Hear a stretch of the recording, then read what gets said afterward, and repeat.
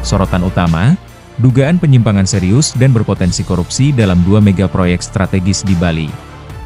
Laporan yang diajukan oleh Garda Tipikor Indonesia ke Komisi Pemberantasan Korupsi mengungkap fakta-fakta yang memprihatinkan, menuntut perhatian serius pemerintah pusat dan penegakan hukum yang tegas.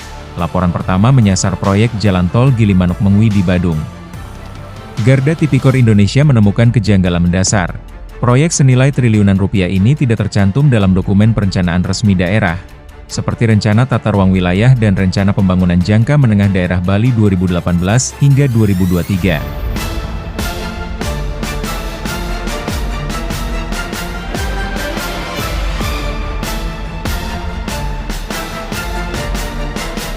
Lebih dalam, GTI menyoroti peran Gubernur Bali, Iwayan Koster, sebagai pemegang hak pengelolaan lahan atas aset perusahaan daerah.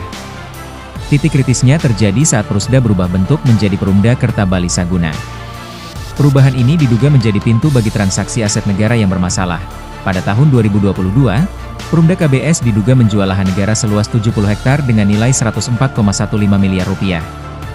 Harga jual ini disebut jauh di bawah nilai jual objek pajak, NJOP, dengan potensi kerugian negara mencapai puluhan miliar rupiah. Hasil penjualan juga dipersoalkan, 75 miliar rupiah disetor sebagai dividen, sementara 29,15 miliar rupiah diduga dibagikan sebagai tantiem untuk pengurus.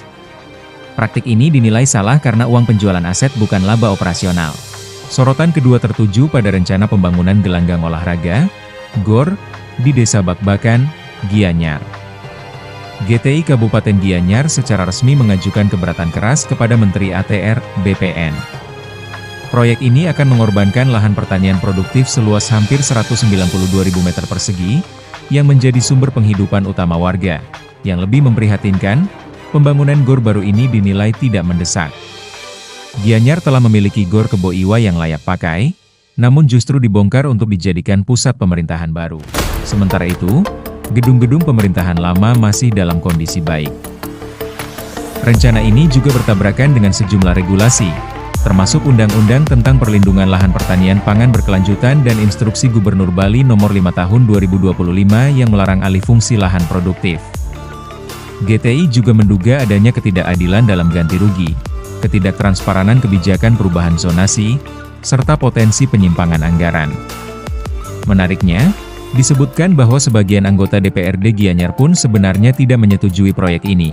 Atas temuan-temuan berat ini, Garda Tipikor Indonesia tidak hanya melapor ke KPK, tetapi juga menembuskan suratnya ke Menteri Keuangan, Menteri Pertanian, dan Menteri ATR BPN.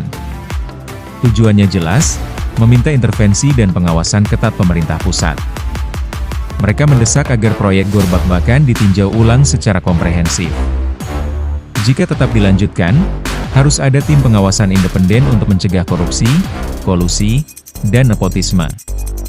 Untuk proyek tol, mereka mendesak penyelidikan mendalam oleh aparat penegak hukum.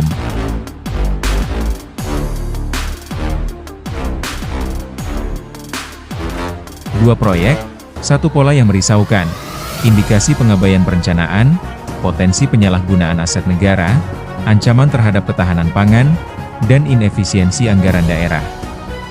Laporan ini menempatkan bola sepenuhnya di pengadilan pemerintah dan penegak hukum. Apakah langkah tegas dan transparan akan segera diambil untuk mengusut tuntas dugaan yang sangat sistematis ini? Atau, ini akan menjadi satu lagi laporan yang tenggelam tanpa kejelasan? Akuntabilitas dan fakta hukum yang akurat mutlak diperlukan. Masyarakat akan terus memantau perkembangan kasus ini. Kirimkan tanggapan Anda di kolom komentar. Untuk liputan faktual dan terpercaya lainnya, subscribe, like, dan nyalakan lonceng notifikasi. Terima kasih sudah menonton.